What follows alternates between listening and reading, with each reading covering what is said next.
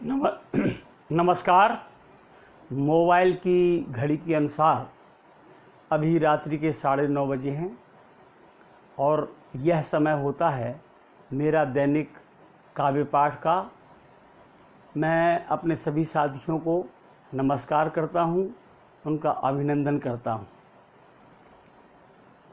भाई एस के चतुर्वेदी जी जुड़े हैं, अभी मैं उनको नमस्कार करता हूं।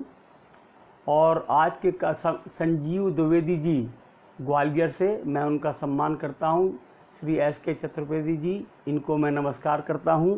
और आज का काव्य पाठ मैं अपनी पहली कविता पुस्तक जिज्ञासा शेष नहीं से शुरुआत करूं, उसके पहले मैं एक रचना गीतिका के रूप में प्रस्तुत कर रहा हूं और इसे आप आशीर्वाद देंगे, मुझे पूरा विश्वास है। और जो लाइक करते जा रहे हैं भाई मंडलोई जी, उनको मेरा नमस्कार, संजय मंडलोई जी। तो ये रचना देखिए, इसका शीर्षक है प्यार बरसता झरझर है। उनको दिखते केवल कमरे वास्तु हमें मंदिर घर है। उनको दिखते केवल कमरे वास्तु हमें मंदिर घर है। जहाँ बुजुर्गों के आशीषों प्यार बरसता झरझर है। जहाँ बुजुर्गों के आशीषों प्यार बरसता झरझर है। पुरखों ने बांधा है घर को छाया देसी कपड़ों में।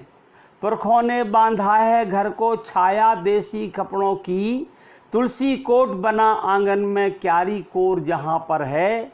और सामने गौशाला में बछड़े शाम रवाते हैं। इमली बड़ी पेड़ आम के फैला दूर सरोवर है। पंचायत में कौन पड़े सब निर्विरोध चुनकर आते। पंचायत में कौन पड़े सब निर्विरोध चुनकर आते। सुबह सवेरे चिड़िया गाती और सुनाती हर हर है। त्योहारों पर हर घर सजते गली गली रंगोली से। माता की मढ़िया में उस दिन महाप्रसादी जी भर है। अंतिम दो पंक्तियाँ कि रखी पहाड़ी गोवर्धन सी ऊंची ऊंची मनभावन। रखी पहाड़ी गोवर्धन सी ऊंची ऊंची मनभावन।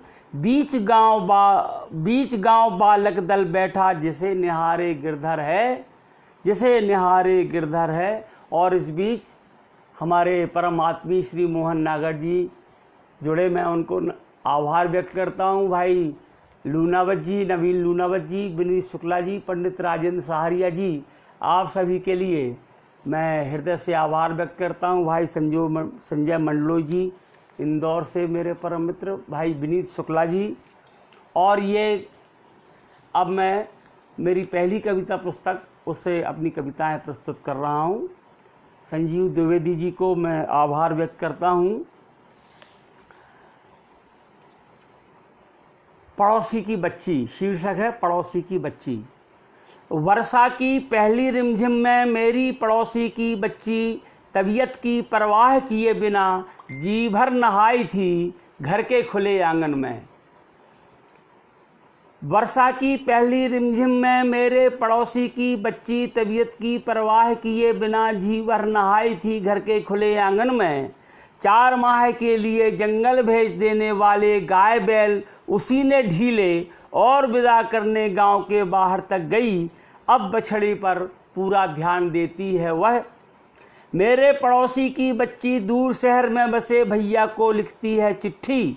सावन पर आप कुछ लाएं या ना लाएं, मैं आपको मक्के के भुट्टे जरूर खिलाऊंगी। हाँ, मक्के के दाने पहली बरसात के बाद ही आंगन में बोए थे। सहेलियों के साथ खेलते हुए गाती है कोई बरसाती गीत मेरी पड़ोसी की बच्ची। उग आए मक्का के पौधों की करती है रखवाली। चिड़ियों और गिलहरियों पर खींच उठती है। जब तुम्हारे लिए रोज सुबह अन्न के दाने आंगन में बिखेरती हूँ, तब मक्का के पौधों को क्यों तोड़ती हो? तब मक्का के पौधों को क्यों तोड़ती हो? मेरे पड़ोसी की बच्ची निहारती है आकाश पर घिराए बादल, नहीं समा पाती जब जी में माँ से ही बतिया लेती है। माँ पानी का बरसना मुझे बहुत अच्छा लगता है, बहुत अच्छा लगता है मुझे पानी का बरसना। भाई प्रेम चौबे जी कुरवई बीना से तकनीकी कारणों से नहीं जुड़ पा रहे हैं, फिर भी मैं उनका सम्मान करता हूँ। और ये रचना दूसरी सुनिए। मैं ऐसा करता हूँ, जब कभी घूमने जाता हूँ तुम्हारे पसंद, मैं जब कभी घूमने जाता हूँ तुम्हारी पसंद के ही कपड़े पहनता हूँ। सुझाव दिया था ना उस रोज़ तुमने, शर्ट इन किया करें आकर्षक लगेंगे आप। बेशक मैं ऐसा ही करता हूँ, बेशक मैं ऐसा ही करता हूँ। तुम्ही ने समझाया था अपनी कविता में अंग्रेजी शब्दों का प्रयोग क्यों नहीं करते। तुम्ही ने समझाया था अपनी कविता में अंग्रेजी शब्दों का प्रयोग क्यों नहीं करते। अंग्रेजी ना जानने वाले से अंग्रेजी में क्यों नहीं बोलते। सभी के अभिवादन का उत्तर देना ज़रूरी नहीं होता। घर से बाहर आप कहाँ जा रहे हैं हर किसी को ना जताइए। बेशक मैं ऐसा ही करता हूँ। अन्य शहर की यात्रा पर जाते वक्त तुमने सीख दी थी बस कहाँ जाएगी।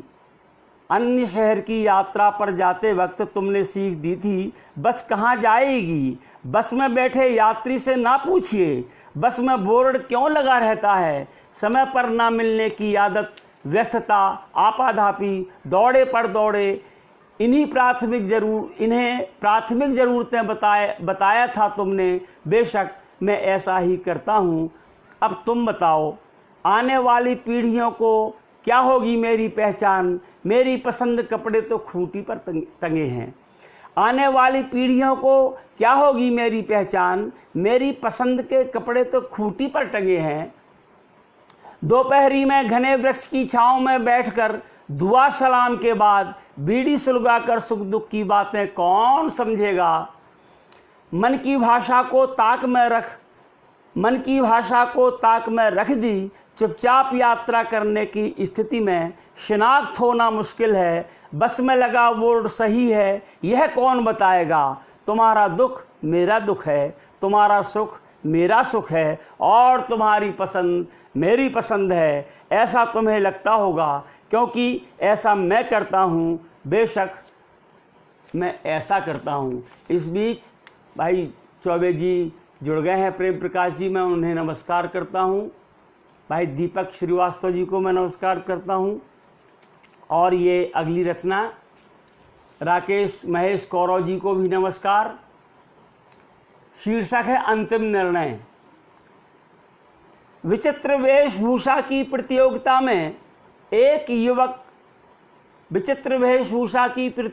में एक युवक ने मदारी की तरह डमरू बजाया। जलते अंगारे खाए, किसे मालूम उसकी जीभ और मुंह में फफोले उठाए। किसे मालूम उसकी जीभ में और मुंह में फफोले उठाए। दूसरा मोची की तरह बाबूजी की दुत्कार सहता हुआ जूतों पर पालिश करता रहा। दूसरा मोची की तरह बाबूजी की दुत्कार सहता हुआ जूतों पर पालिश करता रहा। और एक अंधे युवक ने भिखारी का नहीं मूंगफली बेचकर पेट पालने वाले का अभिनय किया। जबकि प्रथम पुरस्कार रंगमंच पर वैश्या का अभिनय करने वाली युवती को मिला। कारण मत पूछिए, अंतिम निर्णय निर्णायक का होता है। इस बीच पंडित राजेंद्र सहारिया जी जुड़े हैं, मैं उनका हार्दिक स्वागत करता हूं। और आज के इस कार्यक्रम की 10 मिनट के सीमा के अंदर जो मैं काव्य पाठ करता हूं, उसकी ये अंतिम कविता का शीर्षक है एक थैली और। बुजुर्ग पीढ़ी भार को बस्ते में बांध ताक में रखकर मर गई। बुजुर्ग पीढ़ी भार को बस्ते में बांध ताक में रखकर मर गई। मुनीमों को लाल कपड़े में बंधे भार का हिसाब लगाने की आवश्यकता आज तक महसूस नहीं हुई। यदि कोई पैदल चलकर बेतहाशा दौड़कर अथवा साइकिल खींचकर चौराहे चौराहे गर्म खून के जोश में चिल्लाता है, मालूम है उसकी दाढ़ी बढ़ जाती है, मालूम है उसकी दाढ़ी बढ़ जाती है, कंधे पर एक थैली और टंग जाती है, भार थैलियों में इकट्ठा होता रहेगा, पीढ़ियां दर पीढ़ियां मरती रहेंगी, भार ताक में रखकर मुनीमों के चश्मे बदलते जाएंगे, पर महसूस नहीं होगी भार के लेखा जोखा करने की ज़रूरत।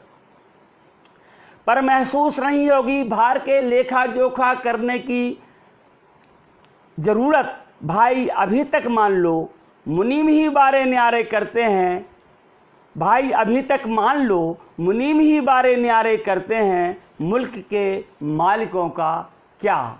धन्यवाद भाई प्रकाश राठौर जी के लिए भी कि वो ऑनलाइन जुड़े, और मैं उन तमाम मित्रों के लिए हृदय से आभार व्यक्त करता हूँ जो मेरे काव्य पाठ के साथ रोज़ जुड़ते हैं, निरंतर जुड़ते हैं और आने वाले समय भी जुड़ते रहेंगे।